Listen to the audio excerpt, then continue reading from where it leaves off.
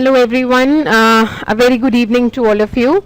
We're going to talk about basics of hysteroscopy today, and again we're going to try and keep the approach a visual approach to see where hysteroscopy can be used and how it can also be asked for various entrance exams.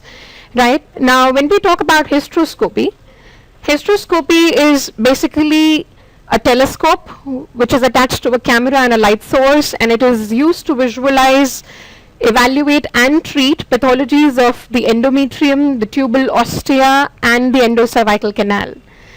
Now the basic advantage of hysteroscopy is that it is both diagnostic as well as therapeutic. If we look at a basic hysteroscope,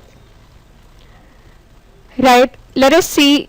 So this is basically the instrument, where the instrument is introduced per vaginally through the cervix into the uterine cavity, right? And then, as I said, it has an attached camera and a light source which will help us to visualize the tubal cavity, the cavity of the uterus, the tubal ostia, as well as when we are entering we can visualize the endocervical canal.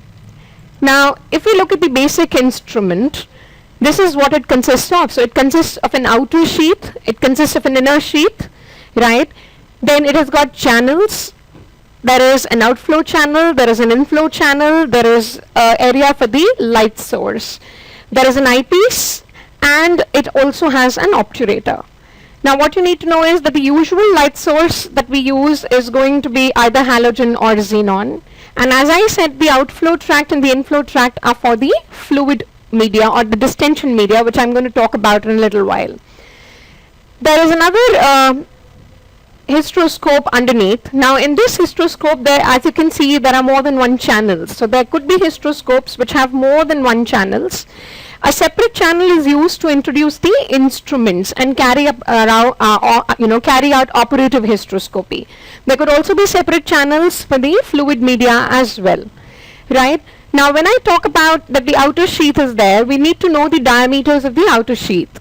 The outer sheath can have variable diameters. They could vary from 3 mm to 10 mm. But when we talk about outpatient hysteroscopy, usually we would use sheath diameters that are less than or equal to 4 mm.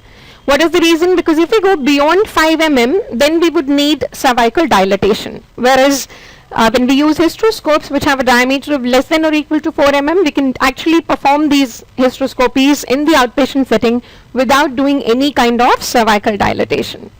Another thing that is important is that when we talk about the hysteroscope, we talk about a viewing angle. Right, now the viewing angle in the hysteroscopy can be variable. Again, it can vary from 0 degrees to 70 degrees. What you need to understand is that when you talk about a viewing angle of 0 degrees, it means it is going to give us a panoramic view of the uterine cavity. If you keep increasing the angle, what will it do? It will help you visualize more towards the right or left hand side, right? So 0 degree is going to give us a panoramic view. Now as I said, there are different types of hysteroscopies. So apart from knowing that we could have hysteroscopes with different channels, this is what we also need to know. There are also nowadays available flexible hysteroscopes. Now the flexible hysteroscopes are advantageous when the shape of the uterine cavity is irregular, right? Or you want to operate near the tubal ostia where you need to maneuver the hysteroscope. So for those purposes, we do have flexible hysteroscopes as well. Then we need to know that when we talk about hysteroscopy, majority of times we are doing this hysteroscopy without any preoperative antibiotics, so there is no use or requirement of pre-op antibiotics, especially when we are talking about the diagnostic hysteroscopy. And the diagnostic hysteroscopies can usually be done even without anesthesia. That's what I said. So since they do not need any kind of cervical dilatation, we could do them without any anesthesia. But if required, or if the patient is anxious, we could give a paracervical block or an IV sedation to perform the diagnostic hysteroscopies. Sometimes for pre-operative preparation of the cervix, we would use tab misoprostol. So about 200 micrograms is put per vaginally a night before the procedure, and it helps in cervical dilatation, and it will be easier to perform the procedure.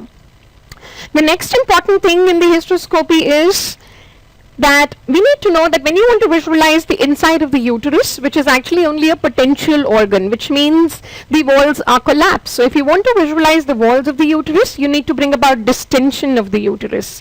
And for this distension, we need distension media. Now, majority of times, the distension media are going to be either carbon dioxide, that's the only gaseous media used, or low viscosity fluids. Now, carbon dioxide is actually used less because the low viscosity fluids, they can be done over a shorter time and they cause less discomfort to the patient as well. The fluid media that we can use could be normal saline, they could be ringer lactate, they could be glycine, which is again very commonly used. Even sorbitol can be used for that purpose. What we need to remember is that we are no longer using the high viscosity medias which were initially used for hysteroscopies. High viscosity media like dextran 3270, right?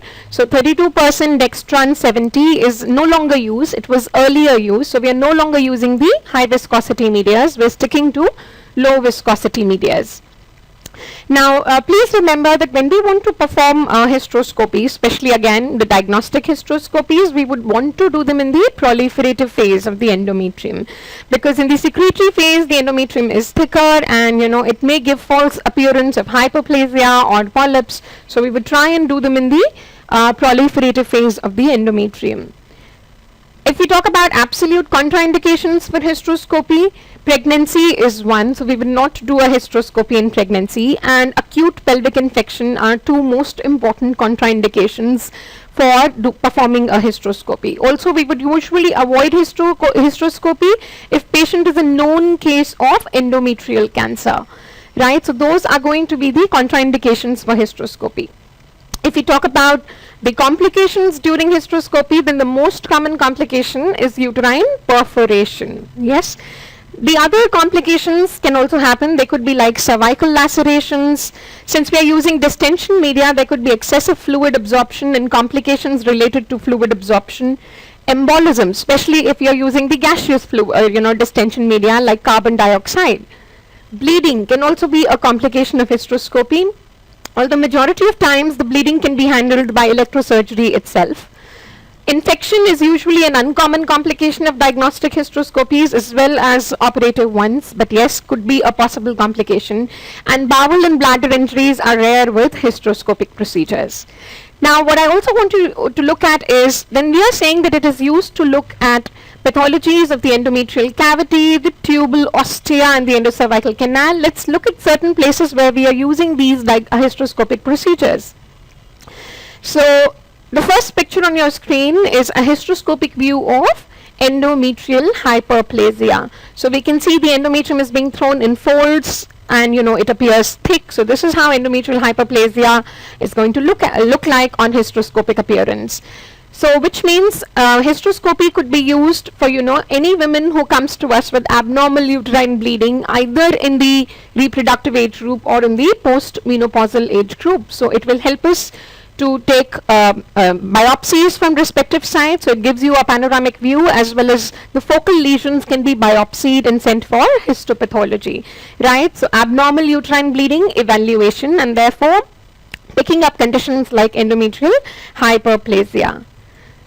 Let's look at the next image. So this is a beautiful hysteroscopic view of a type 0 submucosal myoma or a fibroid.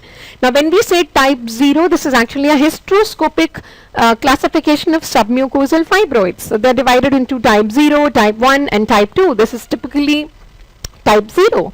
And why is it type 0? Because the entire of the myoma, 100%, is lying inside the cavity of the uterus, right? That's when you call it as type 1, type 0. Type 1 is when more than 50% is within the cavity. So type 0 was entirely inside the cavity. Type 1 is more than 50% is inside the endometrial cavity. Not only do we pick up the submucosal myomas very beautifully on hysteroscopy, we can also do a hysteroscopic myomectomy as well. So that is again the treatment of choice for submucosal myomas as far as the operative treatments are concerned. Majority of times the myomas are very easily picked up on ultrasound. The problem could be small submucosal fibroids. So, if you want to look at a small submucosal fibroid, ultrasound may miss it, and then hysteroscopy is a very good procedure to look at these small submucosal myomas. Let's look at the next picture. Right, so this is again a beautiful picture of hysteroscopic appearance of intrauterine adhesions, also called as Asherman syndrome. So this is how these fibrotic bands look like on hysteroscopy, going from one wall to the other wall of the uterus. And that is why we say that as far as Asherman's is concerned, the investigation of choice is hysteroscopy. Not only do you visualize these lesions, you can also do a hysteroscopic adhesiolysis, which is actually the treatment of Asherman's syndrome, right?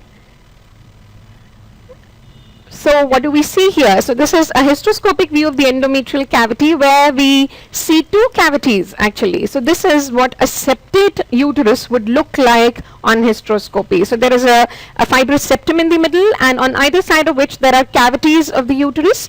So again, we all know that the treatment of septate uterus, once you've diagnosed it, is going to be hysteroscopic resection of the septum, right? So we are going to hysteroscopically resect it. That's again the treatment of choice of this septate uterus once it has been diagnosed.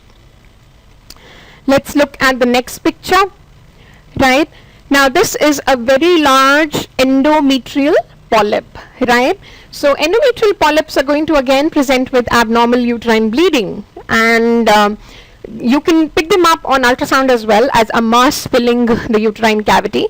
The endometrial polyps, if you typically talk about them, because they are growths inside the uterus compared to submucosal fibroids, these are going to cause irregular bleedings, right? Whereas submucosal fibroids usually cause regular but heavy blood loss. These are going to cause intermenstrual bleeding or irregular bleeding or metrorrhagia. And on ultrasound these appear like smooth lesions filling the cavity of the uterus. They are not going to respond to the usual treatment of abnormal bleeding in the form of oral contraceptive pills.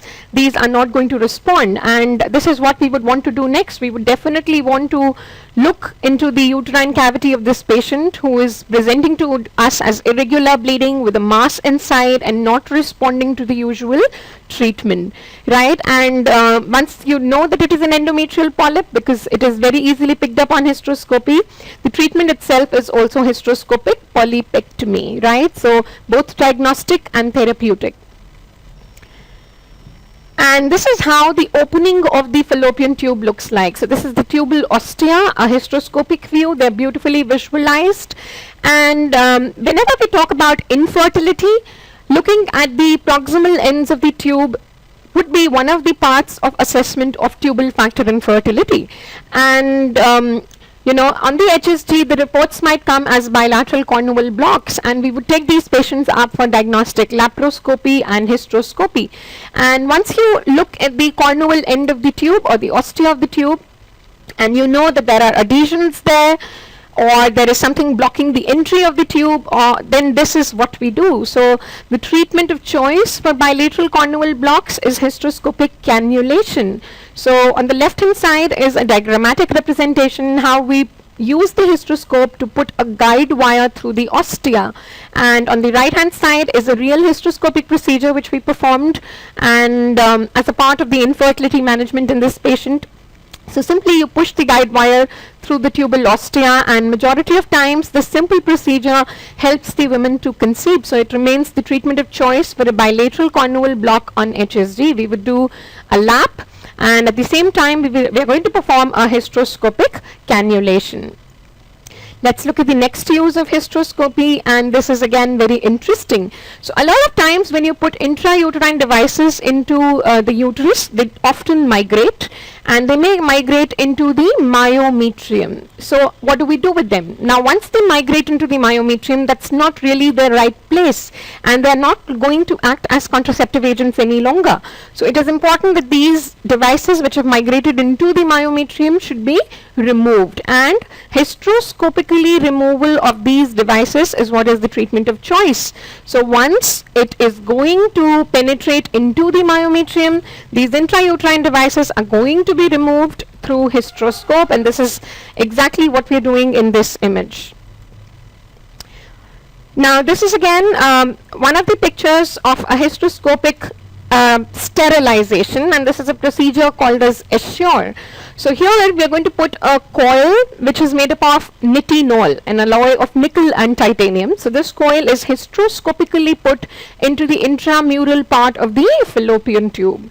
This is called as Essure, and this method is as effective as any other method of female sterilization. But when you talk about the or compare it with other methods of female sterilization, what we need to know is this is not immediately effective. It will take approximately 3 months to be effective, and we will need to confirm at the end of 3 months whether the cornual ends have been blocked or not, and we would do a HSG for this to look at the blockage of the cornual part and to see that the Essure is effective. The basic idea is that because we are putting a coil which acts like a foreign body, it initiates an inflammatory response. There's going to be healing with fibrosis, and the cornual end is going to close down, right? So this is hysteroscopic sterilization. Please remember, just like other methods of female sterilization, this is a non-reversible method or a permanent method of sterilization. For more such videos, you can follow us up on Dance Delhi YouTube channel. I hope you make use of the basics of hysteroscopy, where it can be used, and what are the basic things about the devices that you should know. Stay tuned, and we will come up with more such educational videos for you. Thank you so much, and hope you find it useful.